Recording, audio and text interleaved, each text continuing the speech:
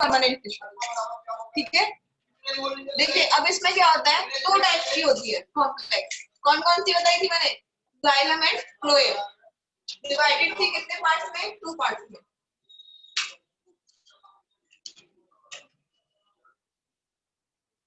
Xylem and phloem, ठीक है।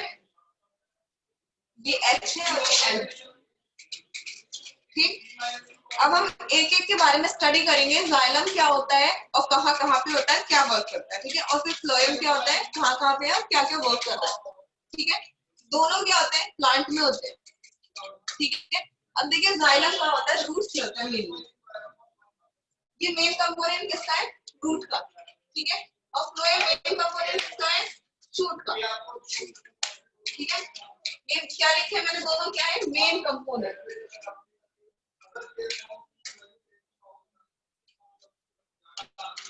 Okay. क्या है दोनों, मेन कंपोनेंट। रूट का मेन कंपोनेंट जाइलम, शूट का मेन कंपोनेंट फ्लोएम, ठीक है। अब क्या करता है, रूट का काम क्या होता है, देखिए रूट में क्या होता है, जो वाटर होता है, रूट का फंक्शन क्या होता है, फंक्शन ऑफ रूट।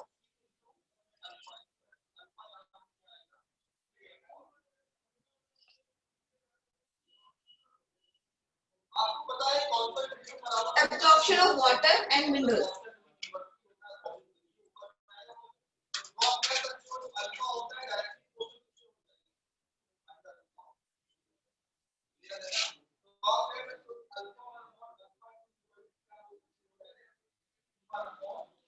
ठीक है।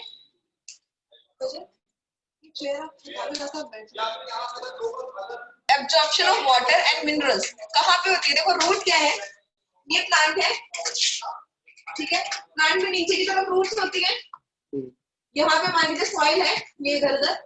तो सॉइल में हम जो पानी डालते हैं प्लांट्स में, कहाँ डालते हैं, उसके रूट्स में डालते हैं ना, सॉइल में डालते हैं पानी ऑलवेज, ठीक है। तो सॉइल में क्यों डालते हैं हम, उसकी रूट्स तो सॉइल में ही है। हाँ वही मुझे, वहां क्यों डालते हैं, रूट्स में क्यों डालते हैं हम, उसकी शूट में क्यों, पेड़ है जैसे प्लांट है, उसके ऊपर पानी क्यों नहीं डालते, उसकी जड़ में पानी डालते हैं। एब्जॉर्प्शन तो रूट से, क्यों, क्योंकि रूट का फंक्शन है क्या है, एब्जॉर्ब करना वाटर को, ठीक है, और मिनरल्स को। सिर्फ वाटर का एब्जॉर्प्शन नहीं करता, मिनरल्स का भी करता है, ठीक है। तो रूट, हमारी जो सॉइल होती है, सॉइल में क्या क्या प्रेजेंट होता है, कुछ मिनरल्स प्रेजेंट होते हैं, जैसे नाइट्रोजन होता है, ठीक है, और कुछ नाइट्रेट होता है, फिर अमोनिया होता है, ये सब प्रेजेंट होते हैं किसमें, सॉइल में, ठीक है। वो क्या करते हैं, रूट आसपास की सॉइल से अब्सॉर्ब कर लेती है through root hairs, through root hairs.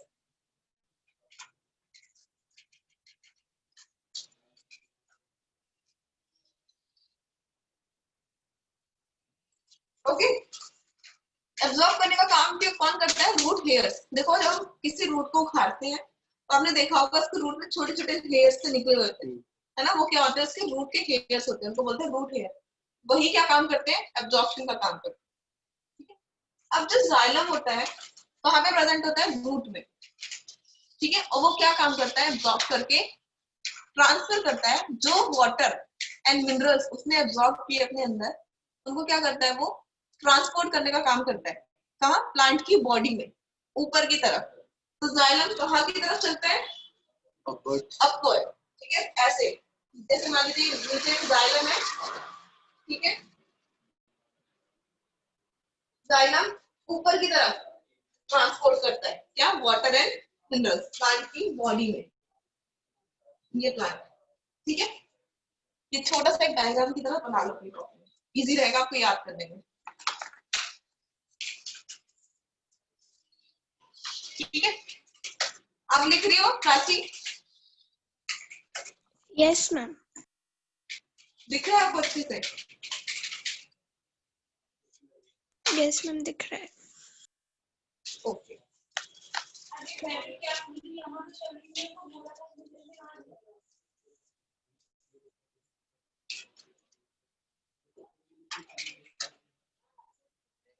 ऊपर ट्रांसफर कर देता है, कौन ट्रांसफर करता है, जाइलम।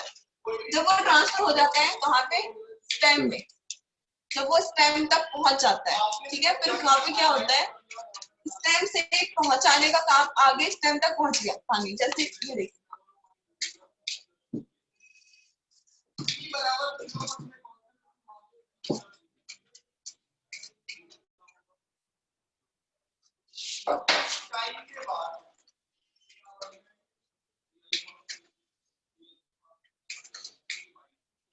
ये ग्राउंड वाला क्रॉल है, तो लाइन खींचती है, ठीक है।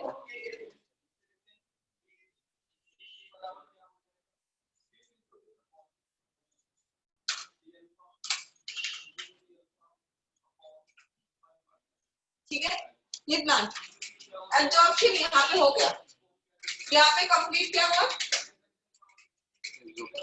देख लो उसका डायग्राम ना, एब्जॉर्प्शन कंप्लीटेड। ठीक है, अब क्या करेगा, उसने क्या किया, ट्रांसफर किया ऊपर की तरफ।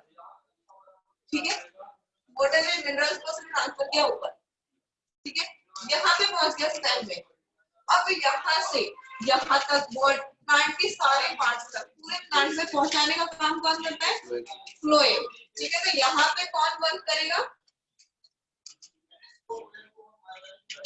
फ्लोएम। इसको ऐसे एज इट इज डायग्राम बनाओ। प्लांट में ऊपर की तरफ उसके लीव्स, स्टेम और ब्रांचेस में पूरा वाटर एंड मिनरल्स को पहुंचाने का काम करेगा फ्लोएम।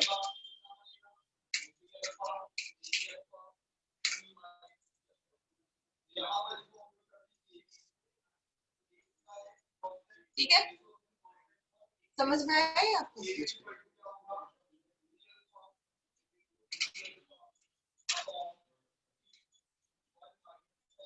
अब देखिए, कोई भी टिश्यू अगर ट्रांसपोर्ट का काम कर रही है, ठीक है, कोई भी टिश्यू किसी भी चीज का ट्रांसपोर्ट कर रही है, तो उस टिश्यू को बोलते हैं कंडक्टिंग टिश्यू। ठीक है, क्या बोलते हैं, मतलब वो कंडक्शन का काम कर रही है। ट्रांसपोर्ट को हम क्या बोलते हैं, कंडक्शन। अगर कोई भी टिश्यू कंडक्शन का वर्क कर रही है तो उसको बोलेंगे कंडक्टिंग टिश्यू। अब देखिए, जाइलम कंडक्शन कर रहा है, ट्रांसपोर्ट कर रहा है ऊपर, फ्लोएम भी कंडक्शन कर रहा है, वो भी ट्रांसपोर्ट कर रहा है। ठीक है, तो दोनों टिश्यू कैसी हो गई है, कंडक्शन टिश्यू। लिख लीजिए आप, xylem and phloem both are conduction tissue, both are conducting tissue. लिखिए, which perform conduction. Xylem and phloem both are conducting tissue.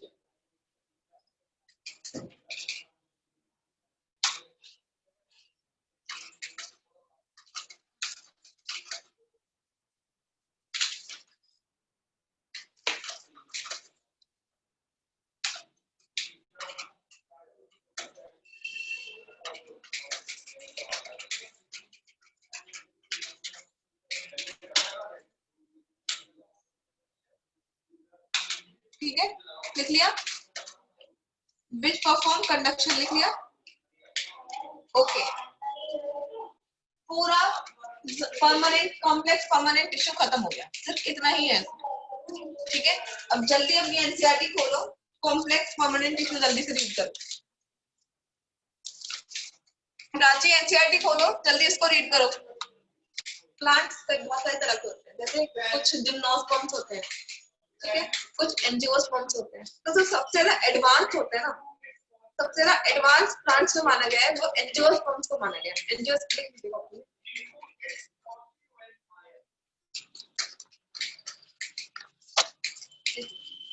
Angiosperms are most advanced plants.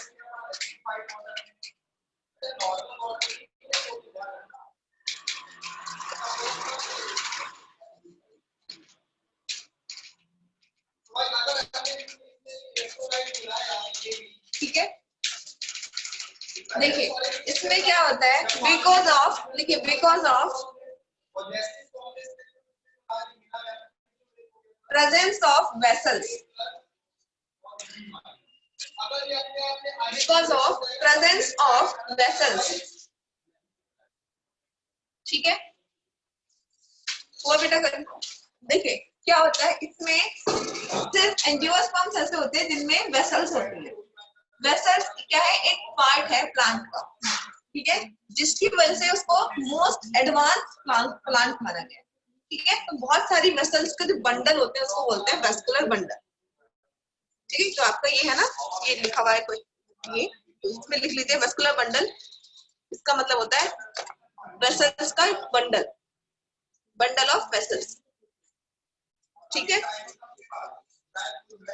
और इसीलिए इसको बोला गया है सबसे ज्यादा कॉम्प्लेक्स प्लांट, इसको एंजियोस्पर्म्स को, एंजियोस्पर्म्स हेडिंग डालिए।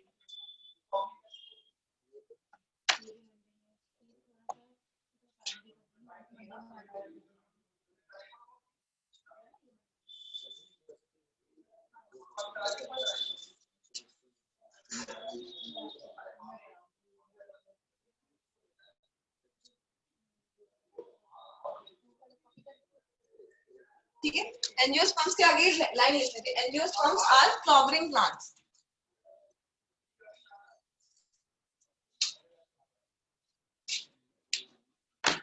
देखो जितने भी वर्ल्ड में जितने भी फ्लावरिंग प्लांट्स हैं जिनके ऊपर फ्लावर्स आते हैं, ठीक है, चाहे उनपे फ्रूट्स भी आते हो साथ में, लेकिन अगर फ्लावर आ रहा है तो उनको क्या बोला जाएगा, एंजियोस्पर्म्स, ठीक है।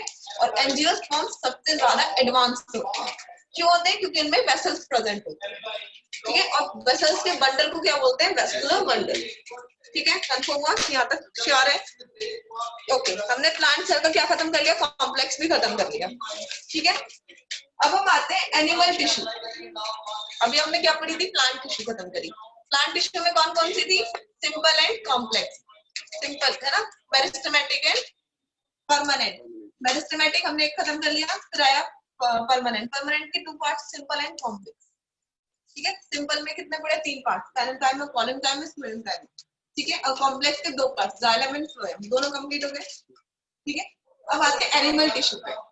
ठीक, एनिमल टिश्यू में चार तरह की एनिमल टिश्यू, एनिमल्स में 4 टाइप्स की टिश्यूज होती हैं, ठीक है, लिख लीजिए। First one is epithelium, second is connective tissue, third is muscle tissue, fourth is neural tissue.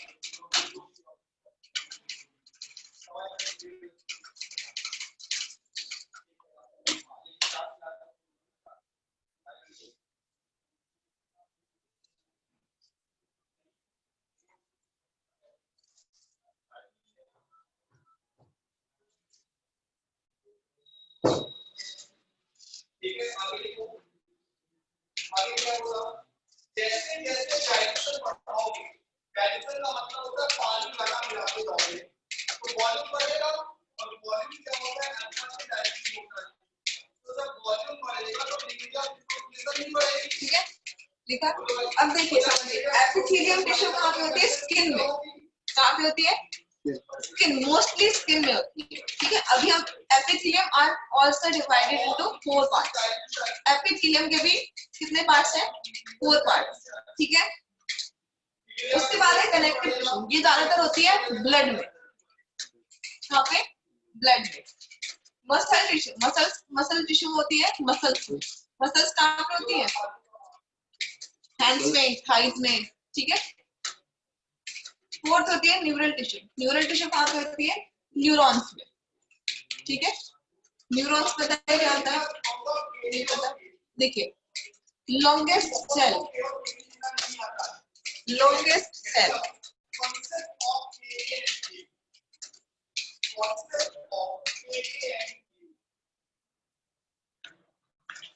Longest cell के आगे लिख लीजिए न्यूरॉन। देखिए न्यूरॉन जो होती है सबसे लंबी सेल होती है हमारी बॉडी, ठीक है। देखिए न्यूरॉन क्या होता है, जैसे हमें कभी चोट लगती है, ठीक है, अचानक मेरे को किया तुमको चोट लगी, तुम्हें एकदम से पेन हुआ, तुम्हें कैसे पता चला कि तुम्हें पेन हुआ,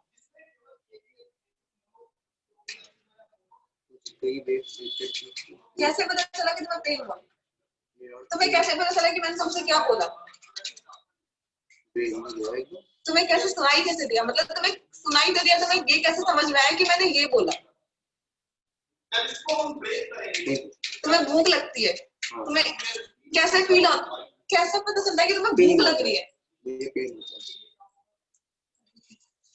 मतलब कैसे फील होता है कि हाँ तुम्हें ये हो रहा है, चलो मान पेन हो रहा है, मान लिया तुम्हें पेन होता है, तुम्हें कैसे पता चला कि पेन हो रहा है, कि मुझे कुछ पेन हो रहा है, कैसे पता चला? देखिए क्या होता है हमारी बॉडी में, ब्रेन में एक पार्ट होता है हाइपोथैलेमस, ठीक है। हाइपोथैलेमस में कितनी सारी क्या होती है, न्यूरॉन्स होती है, न्यूरॉन्स बहुत सारी होती है। न्यूरॉन्स क्या लिखा है, लॉन्गेस्ट सेल, ठीक है। न्यूरॉन्स क्या करती है, सिग्नल भेजती है। जैसे मुझे चोट लगी, अचानक मेरे दिमाग को पता चला कि मेरे को चोट लगी, चोट लगी तो न्यूरॉन ने क्या किया, अचानक से मेरी न्यूरॉन एक्टिव हो गई, ठीक है, और उसने तुरंत सिग्नल भेजा मेरे माइंड, मेरे दिमाग को उसने तुरंत सिग्नल भेजा, और वो सिग्नल एक्सप्रेशन की तरह बाहर आया, in the form of expression, ठीक है। तो मुझे एकदम पता चलेगा कि मुझे चोट लगी, फिर जब पेन होगा तो मुझे पेन के लिए वो सिग्नल भेजेगा मेरे दिमाग में, ब्रेन में, ठीक है। तो किसके थ्रू ट्रांसफर होती है चीजें, सिग्नल के थ्रू। सिग्नल कौन भेजता है, न्यूरॉन्स, न्यूरॉन्स। ये कहाँ पे होती है, न्यूरॉन्स, ठीक है। एक बार आप देखिए एपिथेलियम पढ़ा दो आज चालू हो जाएगा, आप कर पाओगे, ज्यादा बर्डन तो नहीं लग रहा है? नहीं मैं तो ठीक है, देखिए वो आपको पढ़ना ही होगा, बस उस पर मॉडिफिकेशन एपिथेलियम।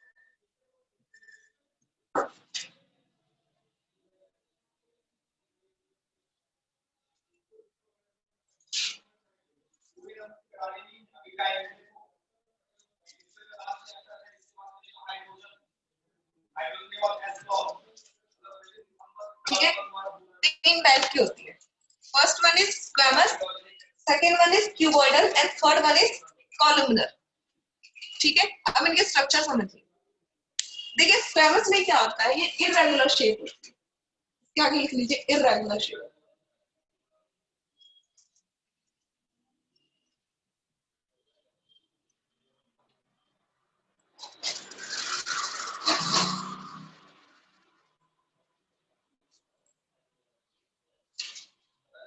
ठीक है।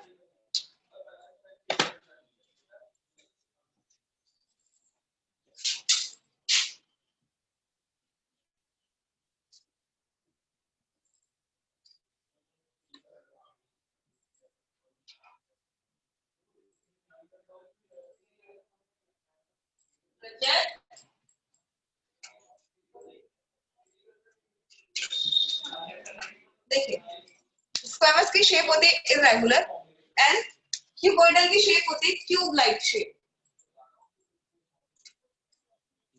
ठीक है।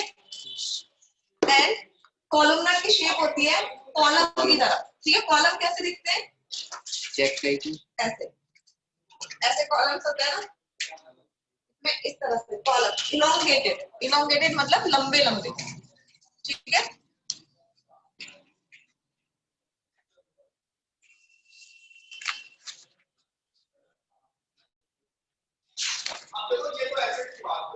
ओके अब एक बार एनिमल टिश्यू आप पढ़िए, यहाँ से लेके यहाँ तक,